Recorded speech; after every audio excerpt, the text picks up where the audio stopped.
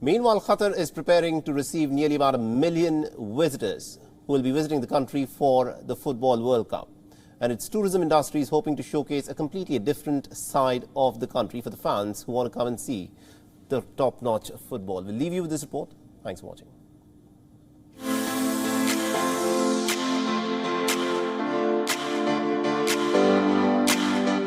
Qatar is hosting the 2022 Football World Cup.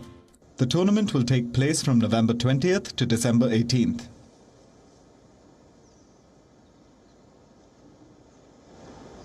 "32 nations are taking part. Matches are spread across 8 stadiums which are within 40 kilometers of Doha. The nation of about 2.8 million people is expecting 1.2 million visitors for the marquee event. Reports say that 2 million room nights have already been sold across various accommodations. The unprecedented number of tourists will need something to do in between matches. So Qatar's tourism industry hopes that fans get a chance to see what else the country has to offer. The country has been preparing a variety of areas to show tourists.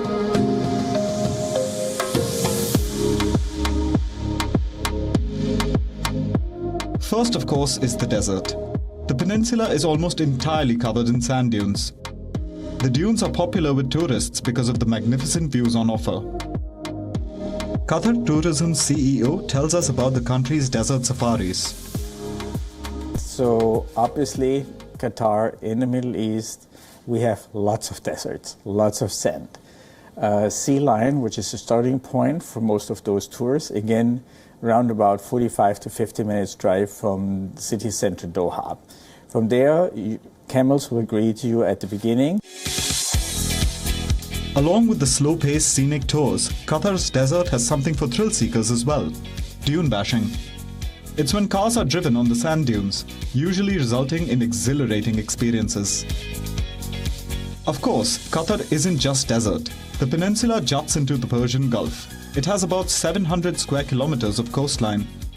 Qatar's Al Thaqira mangroves forest has been prepared to receive tourists. From a human heritage perspective, Qatar is home to medieval monuments like the Al Zubara fort.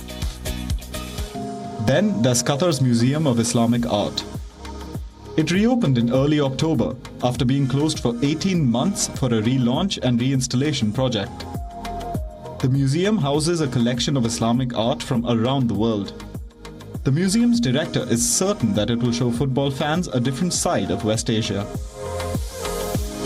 I think that's an ideal place to showcase the Islamic world from other perspectives than jihad and martyrs and war and problems, you see, because the Islamic world is very big, is beautiful, has an amazing history, and I think we just have the opportunity to showcase all of this.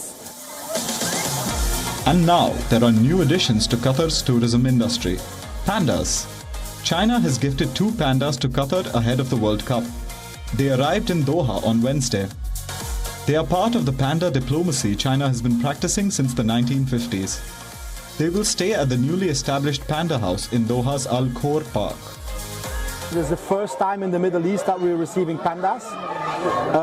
This is really also the first time after COVID that pandas came again out of China. So it's a very, very special day. The panda enclosure was built over 2 years. The construction adhered to strict guidelines to ensure that the pandas have a comfortable environment. These are some of the attractions that were timed to coincide with the World Cup. Qatar is the first nation in West Asia to host the Football World Cup. It's hoping to leave visitors with a good impression of the region. West Asia Bureau, WION, World is One. WION is now available in your country. Download the app now and get all the news on the move.